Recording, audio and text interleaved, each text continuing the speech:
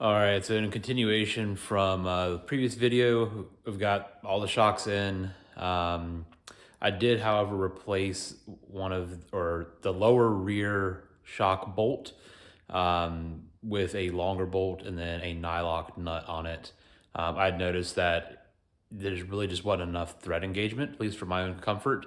So I went from, I think, the factory 100mm bolt to a 120mm bolt. I'll show the difference here now.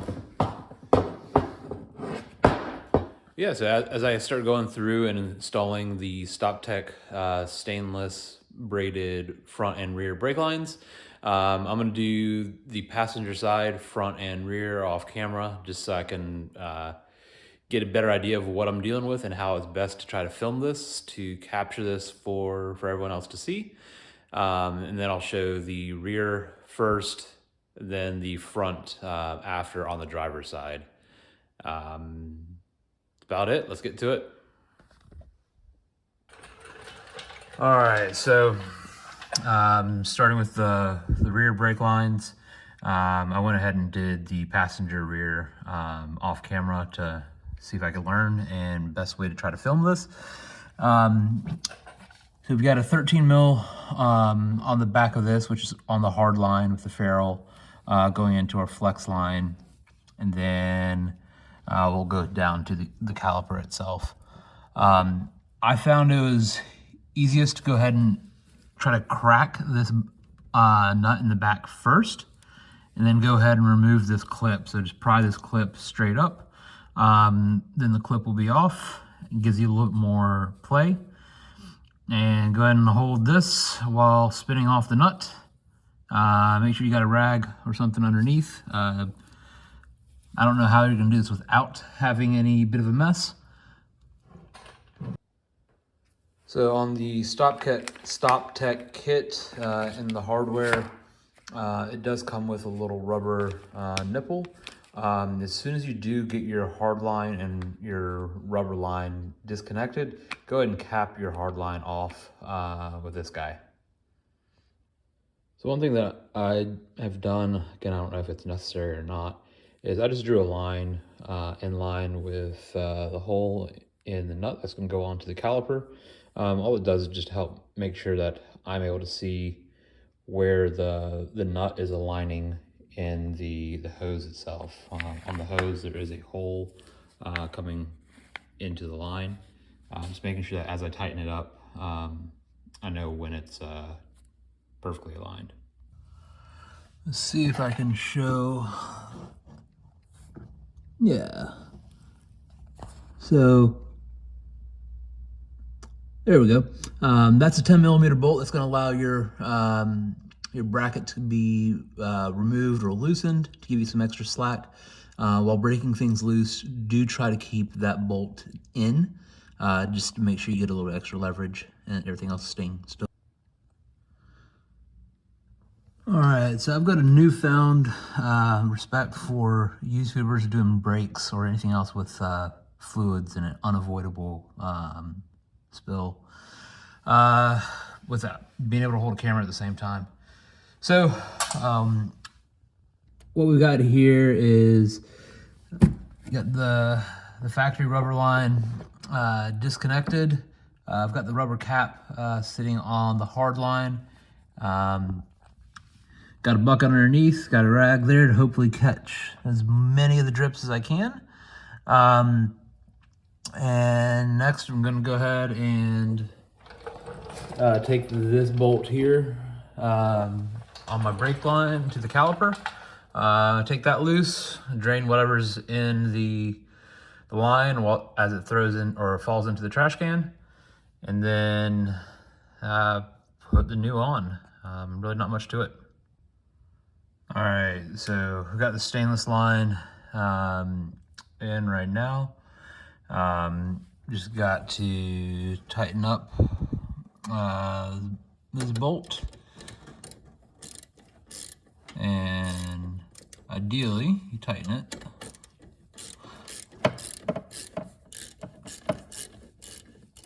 I'm gonna go ahead and finish tightening this up, and then I'll start working on the connection to the hard line. All right, so we got the stainless line in. Finally got it tightened up. For some reason, this one was a lot harder for me to tighten than on the passenger side. Not really sure why, but we got it tight now. And I'm about to go ahead and tap the clip back in, and that will be the rear completely done. I will need to bleed them, but I'll bleed all 4 corners all at the same time. I do have speed bleeders on, so it makes it easier to do with one person. I just connect a hose to this, and it's got a one-way valve in here, so crack it open and then just pump away by myself in the car, and that's it. All right, so flipping around to the driver's front. Still have that 10mm bolt to hold the bracket in. The motor side of the bracket is a 13mm on the hard line. You can pull this rubber boot back if you need to hold that end of it still. And then we got the factory brake line that comes up to the caliper. I believe that's like a 7/16. Not sure what that is in metric. But my 7/16 gets it and there's no slip. So my order of operations is going to be break that loose on the top side. Once it's loose, I'm gonna go ahead and take the clip off. I'm not sure if I can see it. There's a clip on that back side that holds everything tight. It's just gonna be a little bit more room. All right, so up here on the front, you can probably see some of the corrosion on the brake line, the hard line at least. So that made it quite a bit harder to actually spin all the way out. Got it. I'm gonna go ahead and clean up some of those threads off camera. But here we've got the factory line ready to start coming out.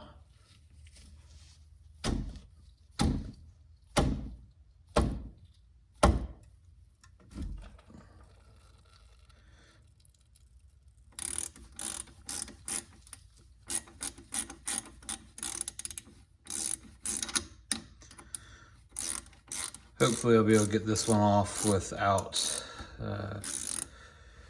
getting more brake fluid on me, but probably not.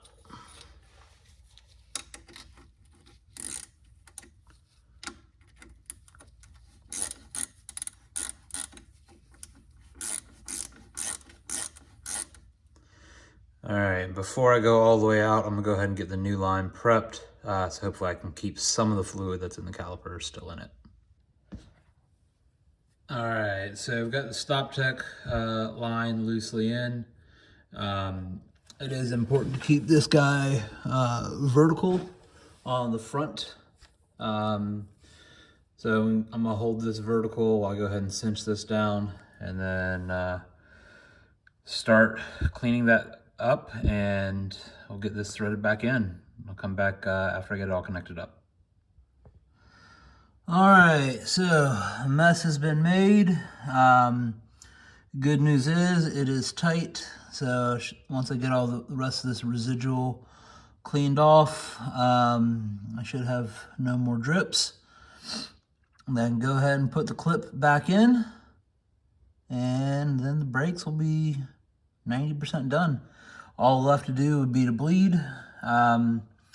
While I'm here, I know I'm gonna be going to the track here in a little bit, so I'm just gonna go ahead and swap out my Carbotech, I think 1521s, with street pads for my Carbotech XP10s in the front and 8s in the rear. Yeah, otherwise I'm just go ahead and finish clean up here, and that's about it for the night. I'll bleed brakes after I swap the brake pads tomorrow. All right, so now I've got bleeders set up, and again, I do have speed bleeders on this car, so that makes it a one-man job. Just got the hose on the end of the nipple. Go ahead and crack this loose here in just a second, and then I'm gonna go ahead and give it a handful of pumps until we start running clean.